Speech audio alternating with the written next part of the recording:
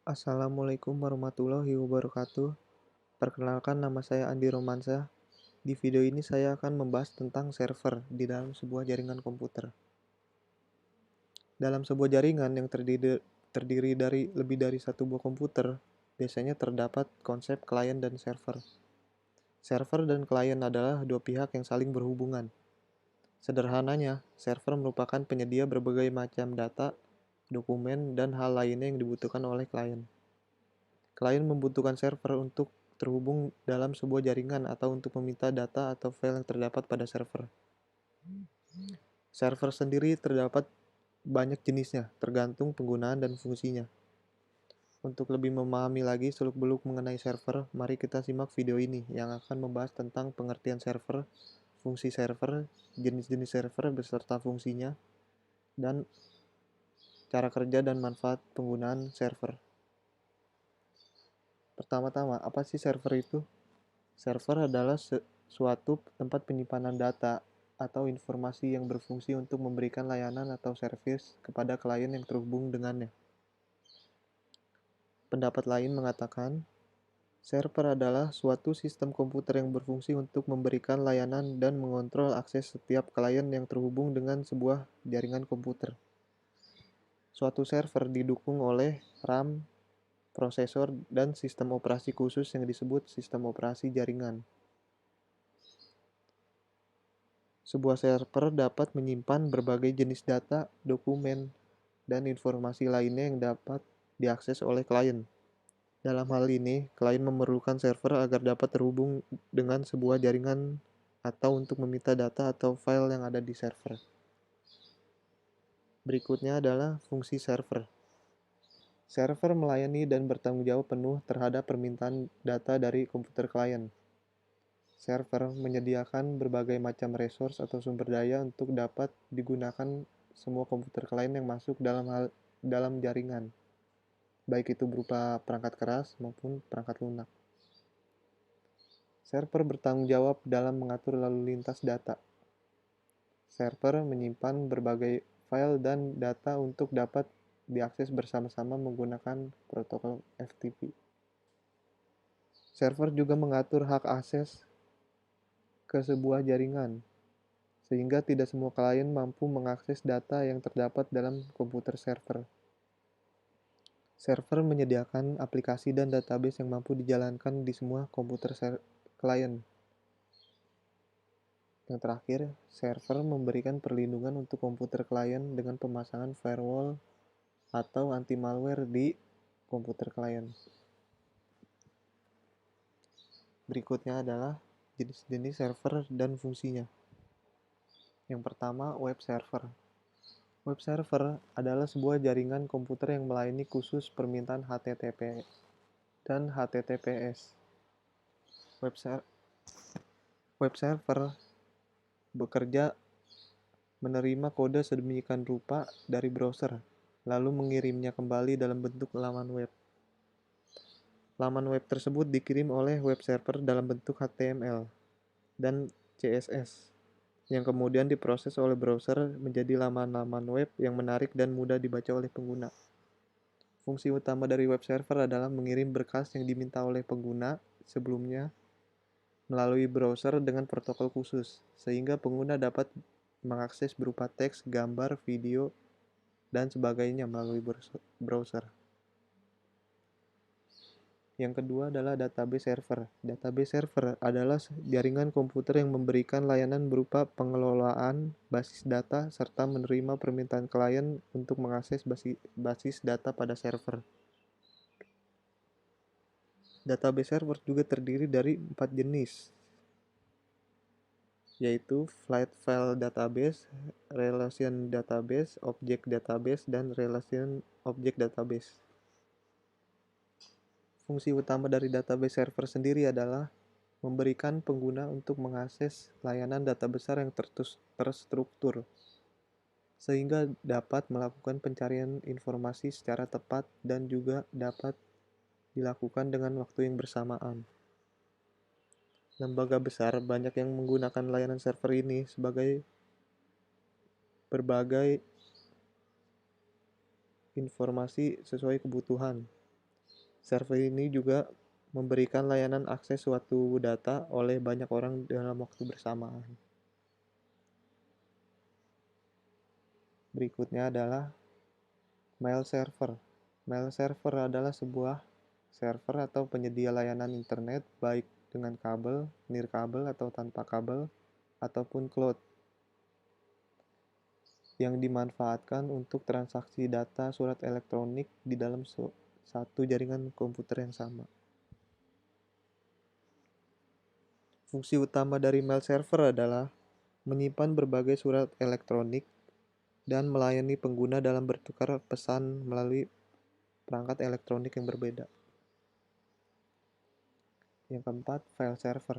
File server adalah jaringan komputer yang memberikan akses berupa lokal disk, lokal lokasi disk tersebut berisikan file seperti gambar, video, musik, database, dokumen, dan lain-lain. Server ini dirancang untuk pengguna memungkinkan dalam penyimpanan dan pengambilan data dengan perhitungan melalui workstation. Fungsi utama dari file server ini adalah sebagai jantung sebuah jaringan komputer yang cepat dengan kapasitas hard disk yang besar serta RAM tinggi. Server ini memungkinkan untuk mengontrol komunikasi dan informasi antar komponen jaringan. Berikutnya adalah DHCP server. DHCP server merupakan jaringan yang menjalankan layanan penyewaan IP address dan informasi TCP dan IP kepada klien. Fungsi utama DHCP server ini adalah memberikan layanan alamat IP secara otomatis kepada klien komputer host pada jaringan TCP IP yang meminta atau yang merequest. Yang keenam, proxy server. Proxy server merupakan jaringan komputer yang memiliki peran sangat positif bagi penggunanya. Proxy server sendiri berperan sebagai perantara antar pengguna dan web server. Fungsi utama dari proxy server adalah untuk mengamankan IP address pengguna saat menjelajahi internet, serta membatasi permintaan data, kinerja koneksi, dan berbagai file antar server dan klien di luar jaringan. Selain itu, proxy server juga berfungsi sebagai gerbang antara jaringan lokal dan jaringan luar atau internet.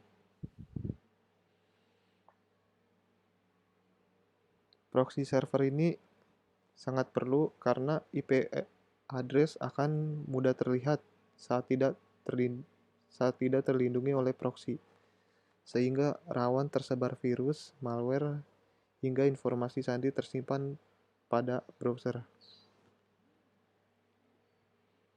Berikutnya adalah FTP server.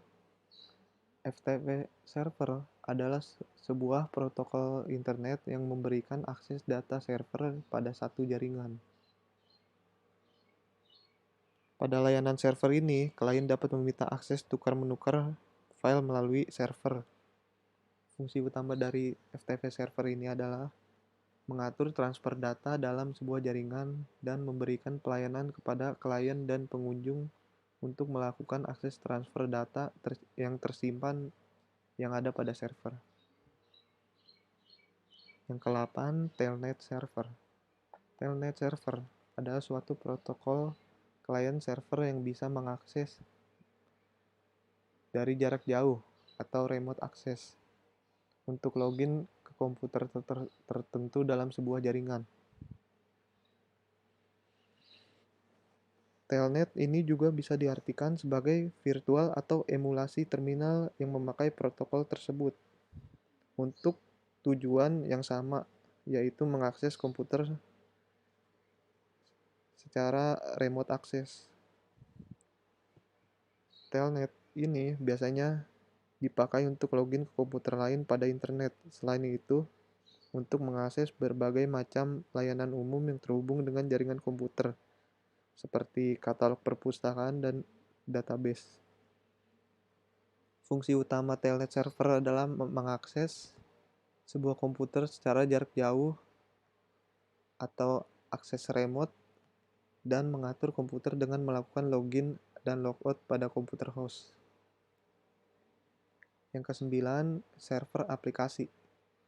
Server aplikasi bertugas menjalankan aplikasi tertentu yang menyediakan sumber dayanya untuk dapat diproses komputer lainnya di dalam suatu jaringan. Yang termasuk dalam kategori jenis server ini adalah server-server yang menjalankan perangkat lunak yang dibuat khusus untuk program-program tertentu, seperti program yang berhubungan dengan fungsi accounting, penjualan, dan lain sebagainya. Fungsi dari server aplikasi adalah mengolah perintah yang diberikan oleh klien dan menghubungkannya dengan database, serta untuk menyimpan berbagai macam aplikasi yang dapat diolah dan diakses oleh klien. Selanjutnya adalah cara kerja server. Pada dasarnya cara kerja server dan klien sangat sederhana, yaitu server sebagai penyedia data dan klien sebagai peminta data. Memenuhi permintaan klien merupakan cara kerja server. Mungkin saya akan mencontohkan cara kerja server. Misalnya untuk kasus web server, ketika Anda mengetikkan sesuatu alamat website menggunakan browser, maka artinya komputer Anda sedang bertindak sebagai klien yang meminta informasi kepada web server. Web server tersebut kemudian mengirimkan isi website ke komputer Anda, sehingga Anda pun dapat mengakses isi website tersebut. Untuk kasus lainnya seperti pada server FTP, Anda dapat mengunggah sebuah dokumen atau data menuju server FTP, sehingga dapat disimpan dalam server tersebut. Sebagai klien, Anda berhak untuk menyimpan data Anda di server FTP. Nantinya jika ada orang lain yang tergabung dalam jaringan server tersebut dan ingin mengunduh data dan dokumen Anda, maka server FTP tersebut akan menyediakan koneksi untuk klien lain. Secara umum, semua jenis server bekerja dengan menjalankan fungsi-fungsi yang telah disebutkan sebelumnya, mulai dari melayani permintaan data dari klien hingga memberikan perlindungan pada komputer klien. Hanya saja, untuk jenis server yang berbeda, hal yang dilayani pun berbeda. Manfaat penggunaan server.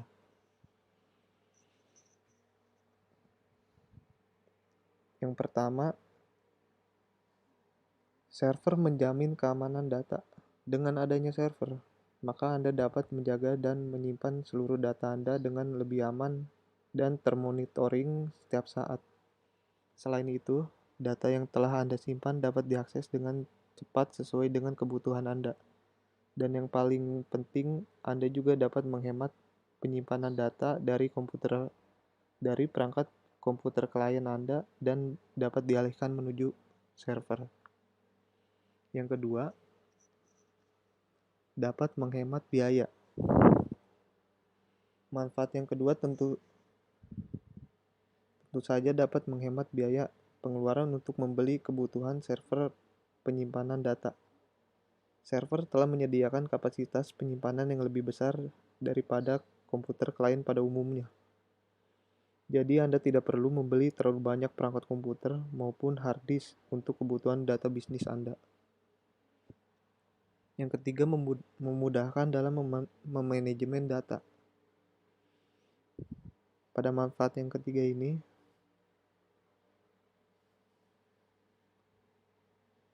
dapat memudahkan dalam proses pengelolaan berbagai dokumen dan informasi penting yang membutuhkan penanganan secara tepat.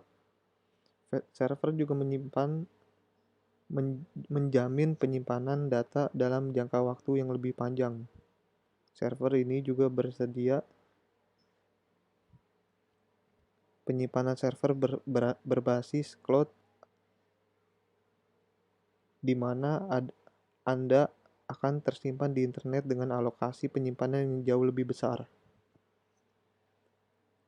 Yang keempat, mengoptimalkan fungsi kolaborasi tim.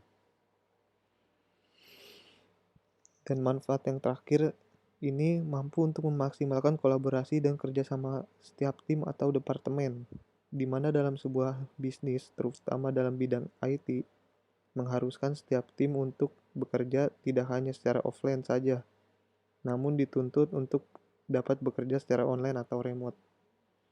Sehingga server sangat berperan penting untuk meningkatkan produktivitas karyawan sehingga produktivitas karyawan atau instansi terkait. Oke, jadi kurang lebihnya seperti itu penjelasan tentang server yang kita bahas dalam video ini. Mungkin saya akhiri sampai di sini aja. Kurang lebihnya mohon maaf. Wassalamualaikum warahmatullahi wabarakatuh.